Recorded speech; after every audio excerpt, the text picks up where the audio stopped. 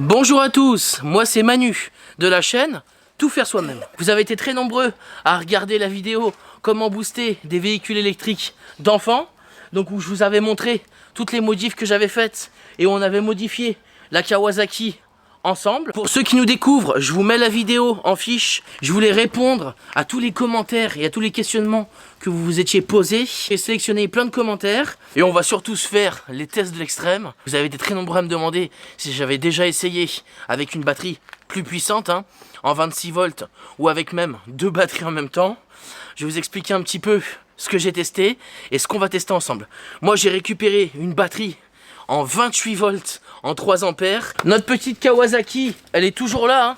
Elle a tourné quasiment tous les jours depuis que j'ai fait les modifs. Elle pète le feu, elle marche qu'elle en peut plus.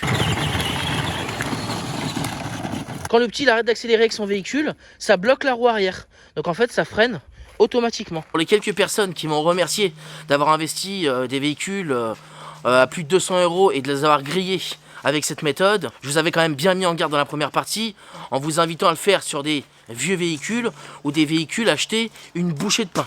Ils sont faits pour des enfants de 3 à 5 ans qui dépassent pas en général 20-25 kg. Si vous mettez des enfants de plus de 5 ans, de 5 à 10 ans, qui pèsent entre, je sais pas, entre 30 et 40 kg, bien évidemment que le moteur il va en prendre plein la gueule et que vous aurez plus de chances de le griller. Donc là je vous en ai sorti 3.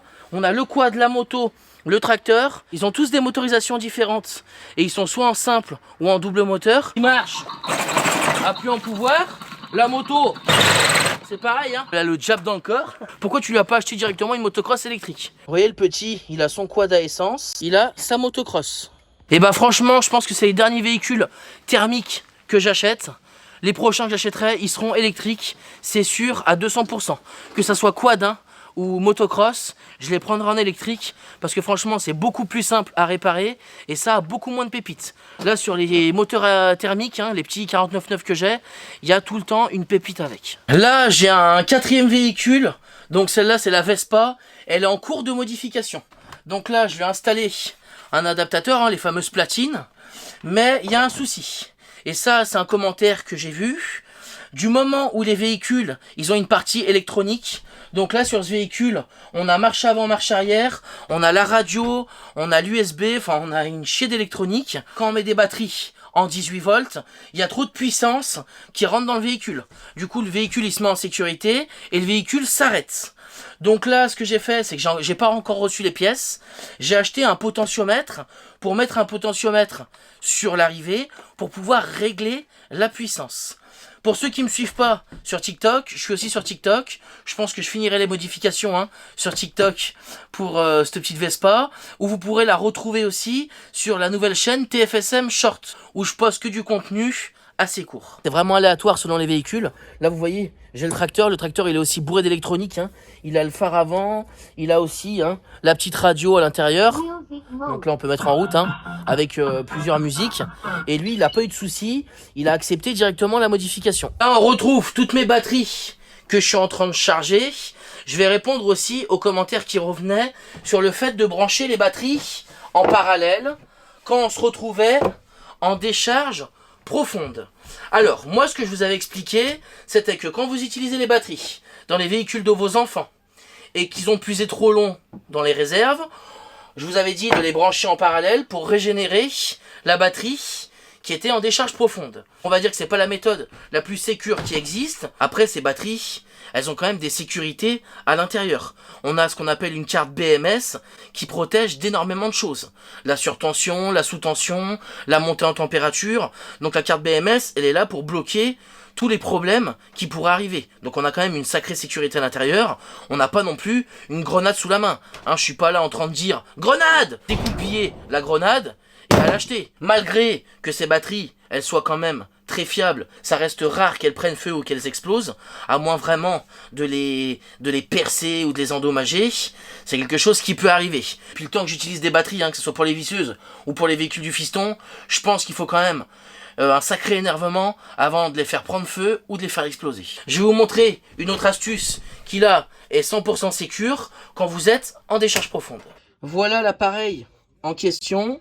Donc c'est le IMAX B6. Sur ces chargeurs, on a plusieurs modes. Nous, le mode qui va nous intéresser, d'accord, ça va être l'hypo-batterie.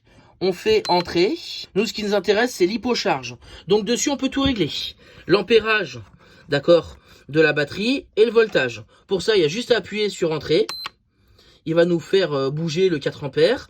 Donc là, bah, vous mettez les ampères que vous avez sur la batterie. Hein. Moi, c'est des batteries en 4. Donc, c'est pour ça que je les règle en 4. Vous validez. Et après, vous mettez le voltage de votre batterie. Donc, moi, je suis en 18 volts. Quand vous avez plus, bah, vous pouvez monter. Hein, 22 volts. Moi, en tout cas, je suis en 18 volts. On fait entrer. Et après, on n'a plus qu'à brancher la batterie. Admettons que cette batterie, elle soit en décharge profonde. Je remets mes petites rondelles. Hein. Donc, je fais plus, comme ceci. Ok. Je fais moins. Alors, faut pas s'angoisser avec les cosses. Si vous vous trompez de sens, admettons, si je mets le plus sur le moins et que je mets le moins sur le plus, hop, regardez. L'appareil, tout de suite, il va marquer qu'on s'est trompé. Donc, franchement, il est quand même bien sécuritaire. Donc là, je vais mettre le plus et le moins dans le bon sens, cette fois-ci. Hein. Hop, voilà. Et on va passer à la charge. Donc là, on va appuyer longtemps sur entrée. Là, il fait un check de la batterie. Il me demande de valider. Donc là, je le valide. Voilà. Et là, il va pouvoir me recharger la batterie qui était en décharge profonde. Donc là, on peut lire les indications. Hein. Donc il y a 3,8 ampères dans la batterie et elle est chargée à 20 volts 75. Elle est quasi pleine. Hein. Elle est quasi pleine. C'était pour vous faire la petite démonstration. Et je vous mets le lien du chargeur hein, IMAX B6 en description si ça vous intéresse. Ça, c'est le 5e et le dernier véhicule qu'on a, que je vous avais montré dans la précédente vidéo.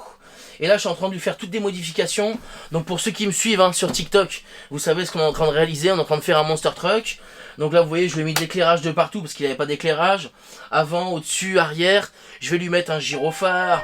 Enfin voilà, je suis en train de toute la modifier pour lui faire un véhicule de compète. On a une chance sur deux hein, pour griller le moteur de la Kawasaki avec la batterie 28 volts. Mais il faut bien ce qu'il faut pour les tests de l'extrême. Après, je vous déconseille vraiment de le faire. Là, je suis en train de faire les modifs sur la Kawa parce que l'adaptateur, hein, c'est un adaptateur Tekpo, donc il ira pas pour les batteries Wurtz.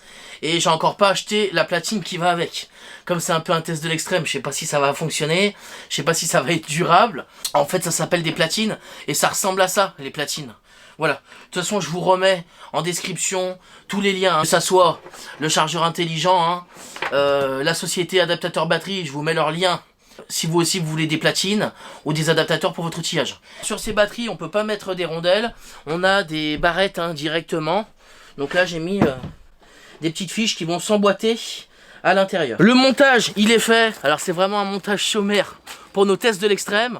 À la base, j'avais quand même bien prévu mon truc. J'avais demandé à Adaptateur Batterie de me faire un support comme cela. Hein, vous voyez, c'est des supports en Tekpo pour mettre dessus 2 batteries. Donc il me l'avait fait. Hein, vous voyez.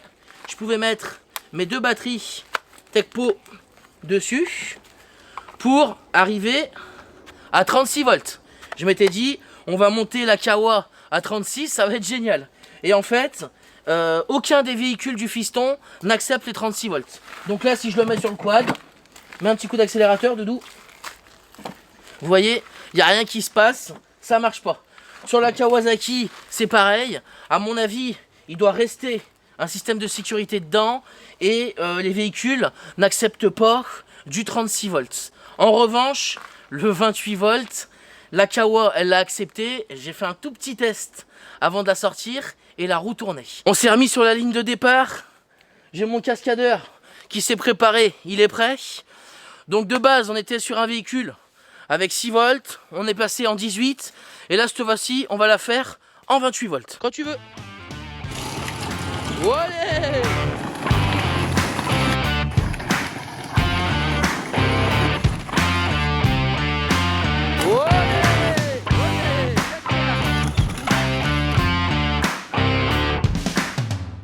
Bon, qu'est-ce que t'en as pensé, fiston, de la moto en 28 volts? C'est puissant par contre, hein? Ça t'a fait peur un peu, hein? Non. J'ai vu que t'as eu un petit peu peur à un moment. Pour ceux qui me disaient, mets-lui un caoutchouc sur les pneus, si vous voulez, je l'ai fait sur son quad, mais j'ai pas voulu y faire sur la moto. Parce que vu le diable qu'elle a dans le corps, honnêtement, je voulais pas lui mettre de caoutchouc parce que je me suis dit, sinon il va partir en wheeling direct. Vous n'avez pas l'odeur, mais je peux vous dire que ça sent cramer, hein fiston, ça sent cramer un peu. Tu sens? Vers le moteur là, tu vois? Tu vois, ça sent un peu. Alors ça sent pas non plus l'Amérique, mais ça sent un petit peu que ça a chauffé. Donc à mon avis, au-delà de 18 volts, c'est pas une bonne idée. Parce que là, ça pue et ça a jamais pué comme ça. Je pense que la moto a été quand même au maximum de sa capacité. Je pense qu'au-delà de 18, faut pas s'y lancer. Voilà, bah écoutez, j'espère que cette deuxième partie vous aura autant plu que la première, que j'aurai répondu un maximum à toutes les interrogations que vous auriez pu vous poser. Bon, nos textes de l'extrême, ils ont fonctionné. Je vous invite vraiment pas à modifier vos véhicules à l'extrême comme on l'a fait, mais au moins ça aura été le test. N'hésitez pas à bombarder de likes et à bombarder de commentaires. Je vous souhaite un très bon week-end et nous on se retrouve très vite pour une nouvelle vidéo.